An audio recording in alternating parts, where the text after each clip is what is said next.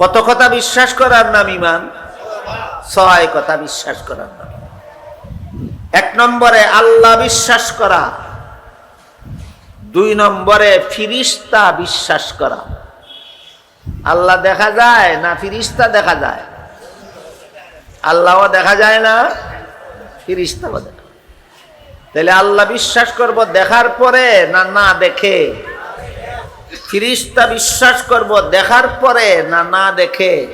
না দেখে। রাসূল বলেন 1 নম্বরে আল্লাহ বিশ্বাস করা, 2 নম্বরে ফিরিস্তা বিশ্বাস করা, 3 নম্বরে আসমানি কিতাব বিশ্বাস করা। আল্লাহর পক্ষ থেকে মানুষের হেদায়েতের জন্য যত কিতাব নবীগণের কাছে পাঠানো হয়েছিল এগুলিকে আসমানি কিতাব বলা হয়। বর্তমান দুনিয়াতে আর কোনো আসমানি কিতাব সংরক্ষিত নাই। বর্তমান দুনিয়াতে একমাত্র কুরআন সংরক্ষিত আসমানি কিতাব। আমার কথা বুঝে থাকলে বলেন, মুসা আলাইহিস সালামের কাছে আল্লাহ তাওরাত কিতাব নাজিল করেছিলেন, এটা একটা আসমানি কিতাব। সত্যের পথ অবলম্বন করুন। KH Islamic media. যে ঈমানের কারণে আমরা দুনিয়াতে এতগুলি সুযোগ সুবিধা পাবো, যে ঈমানের কারণে মরণকালে জান্নাতের সুসংবাদ পাবো, যে ঈমানের কারণে কবর জগতে সকাল বিকাল জান্নাতের ঠিকানা দেখতে পাবো, যে ঈমানের কারণে হাসরের মাঠ থেকে আমাদেরকে ফিরিস্তা সালাম দিয়া সুসংবাদ দিয়া চিরকালের জন্য জান্নাতে প্রবেশ করাবেন, সেই ঈমানের চেয়ে মূল্যবান কোন সম্পদ মানুষের জীবনে আর হতে পারে না। তাই প্রতিটি ঈমানদার মুমিন মুসলমানের জরুরি ভিত্তিতে চিনা দরকার যে ঈমান যে আমার জীবনের সবচেয়ে বড় মূল্যবান সম্পদ। ঈমান কাকে বলে? আমি যদি জানি না ঈমান কাকে বলে, তে মূল্যবান সম্পদটা কি হেফাজত করব না অযত্ন করব?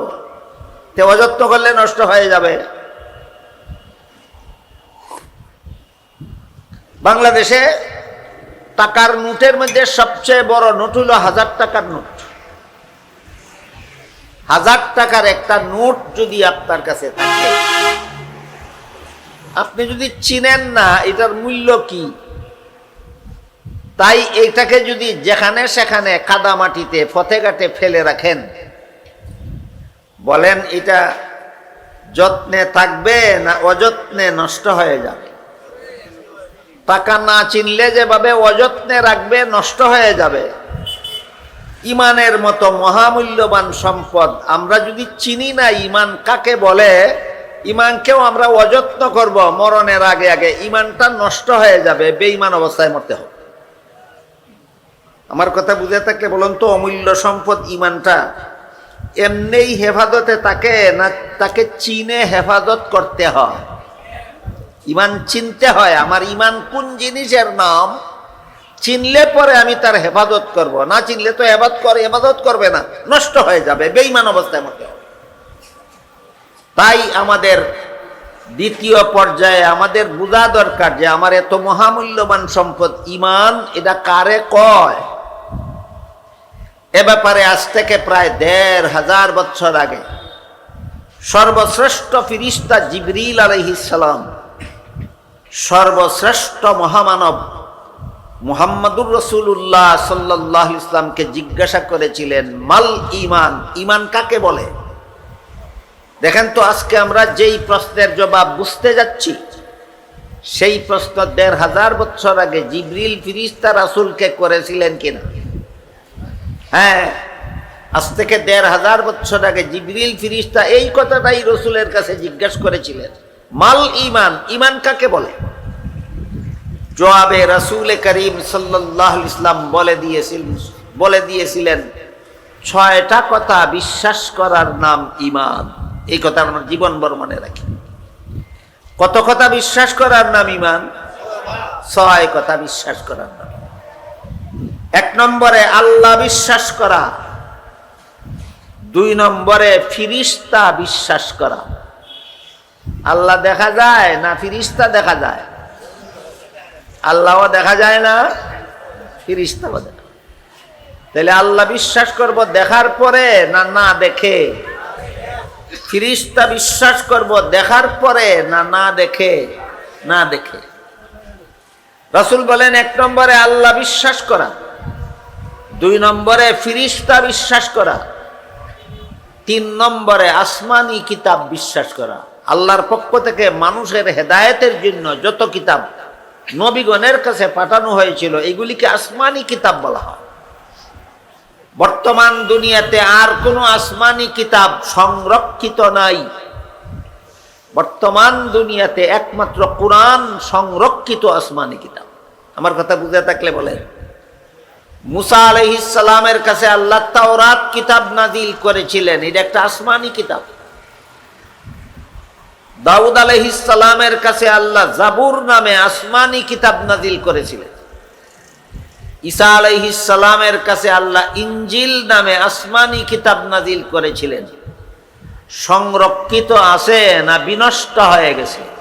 এই কথাটা মনে রাখতে হবে। পূর্ববর্তী কোনো আসমানি কিতাব সংরক্ষিত নাই, বিনষ্ট হয়ে গেছে। কোরআনও কিয়ামতের আগে কোনোদিন বিনষ্ট হয়ে যাবে কিনা এই ব্যাপারে আল্লাহ বলেন, ইন্না নাহনু নাযালনা যিকরা ওয়া ইন্না লাহু লাহাফিজুন।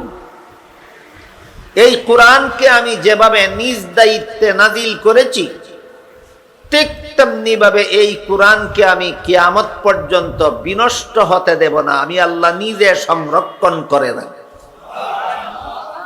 কাজেই বুঝতে হবে অন্যান্য আসমানি কিতাব বিনষ্ট হয়ে গেছে, কোরআন কিয়ামতের আগে কখনো বিনষ্ট হবে না। কাজেই আমরা 1 নম্বরে আল্লাহ বিশ্বাস করব, 2 নম্বরে ফিরিস্তা বিশ্বাস করব, এবার 3 নম্বরে কোরআন বিশ্বাস করব। যে 6 কথা বিশ্বাস করার নাম ঈমান, এর মধ্যে 1 নম্বর আল্লাহ বিশ্বাস, 2 নম্বরে ফিরিস্তা বিশ্বাস, 3 নম্বরে কোরআন বিশ্বাস, 4 নম্বরে নবী রাসূল বিশ্বাস, 5 নম্বরে তকদির বিশ্বাস, তকদির, 6 নম্বরে আখিরাতের চিরস্থায়ী জীবন। আখিরাতের জগৎটাকে যদি একটা দফা গণ্য করেন আর জীবিত হওয়াকে যদি আরেকটা দফা গণ্য করেন তাহলে ঈমানের বিষয় হয় 7টা। আর আখিরাত এবং জীবন দুটোটারে যদি একটা দফা গণ্য করেন তাহলে বলবেন আখিরাতের চিরস্থায়ী জীবন, তাহলে ঈমানের বিষয় হয় 6টা। হাদিসে আল্লাহ রাসূল এই 6টার কথাই বলেন। 1 নম্বরে আল্লাহ বিশ্বাস, 2 নম্বরে ফিরিস্তা বিশ্বাস, 3 নম্বরে কোরআন বিশ্বাস, 4 নম্বরে নবী রাসূল বিশ্বাস, 5 নম্বরে তকদির, 6 নম্বরে আখিরাত। এই 6 কথা বিশ্বাস করলে যে কোনো যুগের, যে কোনো দেশের, যে কোনো মানুষ এই 6 কথা বিশ্বাস করে সেই আল্লাহর দৃষ্টিতে ঈমানদার বলে গণ্য হয়, মুমিন মুসলমান বলে গণ্য হয়। বুঝে থাকলে এবার দয়া করে বলবেন কি কত কথা বিশ্বাস করার নাম ঈমান? 6। এবার আমি বুঝতে পারবো আমি ঈমানদার না বেঈমান। আমি অন্য লোকের বিচার করতে যাব কেন? নিজের বিচারটা আগে করি। আমি যদি জানি আমি আল্লাহ বিশ্বাস করি, আমি যদি জানি আমি ফিরিস্তা বিশ্বাস করি, আমি যদি জানি আমি কোরআন বিশ্বাস করি, আমি যদি জানি আমি নবী রাসূল বিশ্বাস করি, আমি যদি জানি আমি তকদির বিশ্বাস করি, আমি যদি জানি আমি আখিরাতের চিরস্থায়ী জীবন বিশ্বাস করি, তাইলে আমি ঈমানদার না বেঈমান এটার সমাধান হবে না? না সমাধান পরিষ্কার? সমাধান পরিষ্কার। তাইলে এবার বলেন তো, আপনারা যারা এতক্ষণ কথাগুলি শুনেছেন, বুঝেছেন, আপনারা কেউ ঈমানদার না বেঈমান? কেমনে বুঝলেন আপনি যে ঈমানদার? রাসূল বলছেন 6 কথা যে বিশ্বাস করে সেই ঈমানদার। আমার নবী বলেছেন এই 6 কথা যেই বিশ্বাস করে সেই ঈমানদার। যেহেতু আমি 6 কথা বিশ্বাস করি, তাহলে রাসূল আমাকে সনদ দিয়ে গেছেন, আমাকে সমর্থন দিয়ে গেছেন, আমাকে সার্টিফিকেট দিয়ে গেছেন আমি ঈমানদার। এই ঈমানদারদেরকেই মুমিনও বলা হয়, মুসলমানও বলা হয়। মুমিন আরবি শব্দ আর ঈমানদার ফার্সি শব্দ, একই অর্থ। মুসলমান শব্দটাকেও অনেক সময় এই ঈমানদার অর্থেই ব্যবহার করা হয়। কাজেই মোটামুটি ভাবে আমরা ধরে নিতে পারি মুমিন, মুসলমান, ইমানদার একই কথা। যারা ইমানের 6 কথা বিশ্বাস করে তারাই মুমিন, যারা ইমানের 6 কথা বিশ্বাস করে তারাই মুসলমান, যারা ইমানের 6 কথা বিশ্বাস করে তারাই ইমানদার। এবার বলেন তো, আমরা যারা এখানে বসে বসে আল্লাহর পবিত্র কোরআনের তাফসীর শুনতেছি, আমরা ইমানদার না বেঈমান? কেমনে বুঝলাম? যে 6 কথা আমি বিশ্বাস করি, আমার নবী বলেছেন এই 6 কথা যে বিশ্বাস করে সেই ইমানদার, সেই মুসলমান।